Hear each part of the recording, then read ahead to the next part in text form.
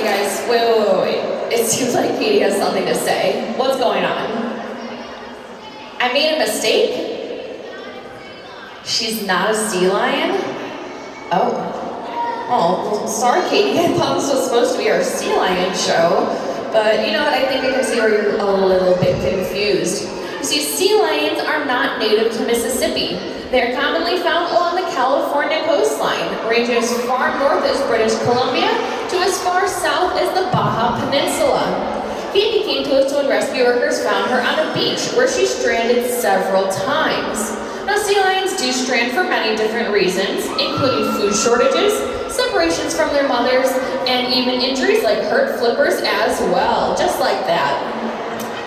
When possible, these sea lions are nursed back to health and then released back into the ocean. But when they can't be released, like in Katie's case here, they are adopted out to facilities just like ours for educational purposes. But back to the matter at hand here, Katie. If you are so sure that you are not a California sea lion, then why don't you go ahead and show us what you really are?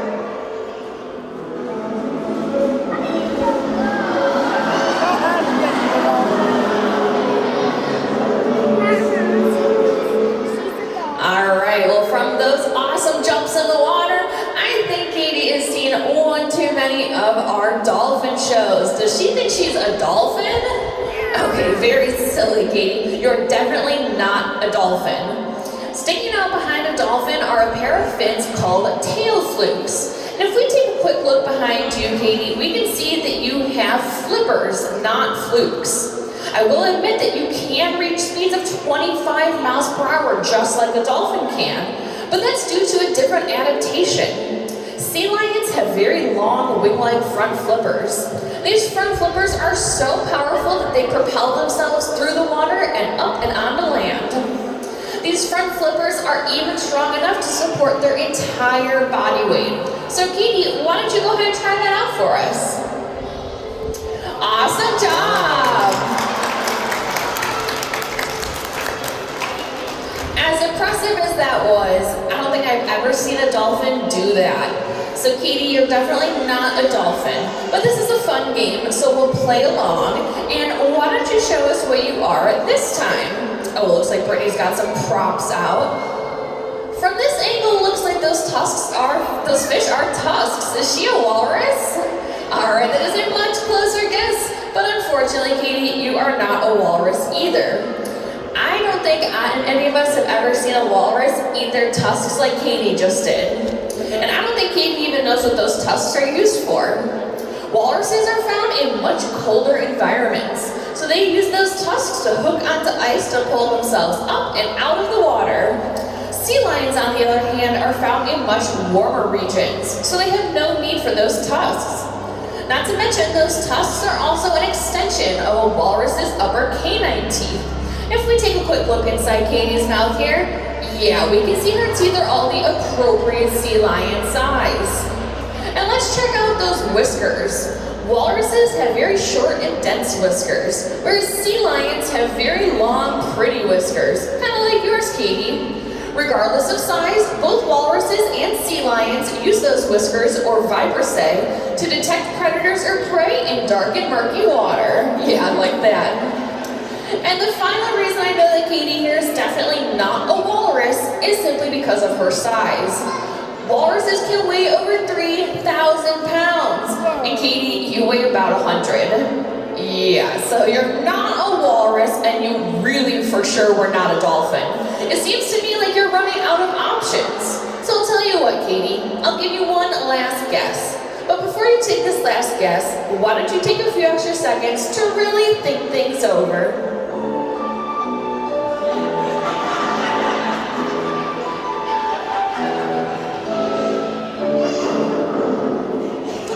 Okay, Katie, you've had a few extra seconds to really think about things.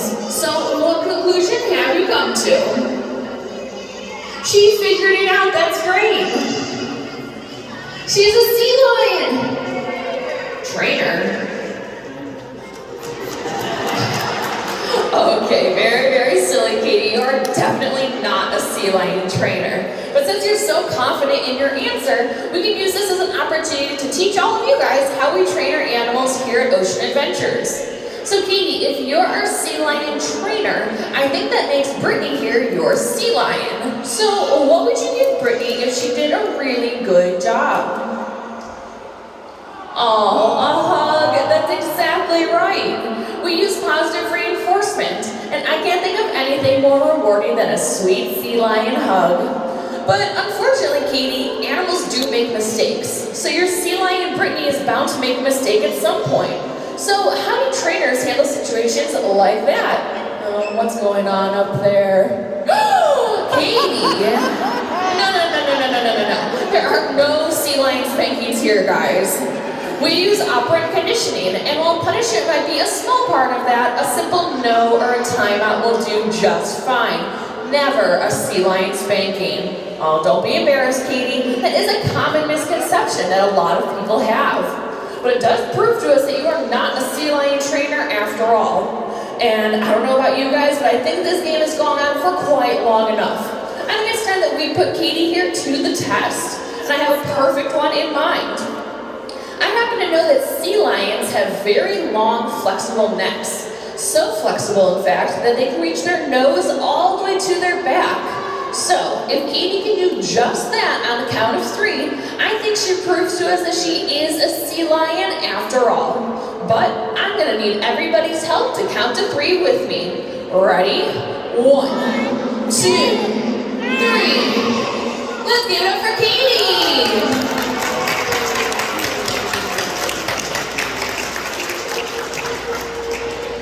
With that, she proves to us that she is, in fact, a California sea lion. And I can't think of a better way to celebrate solving this little identity crisis of hers than with a victory dance. So, Brittany and Katie, whenever you're ready, go ahead and bust a flipper.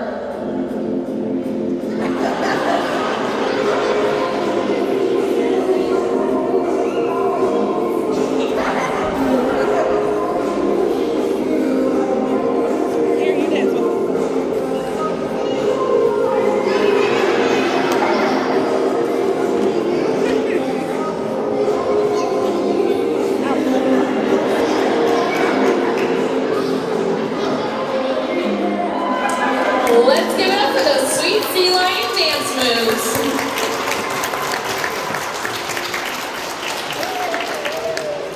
Unfortunately, that does bring us to the end of our sea lion show. But let's give it up one last time for our trainer Brittany and Katie, the California sea lion.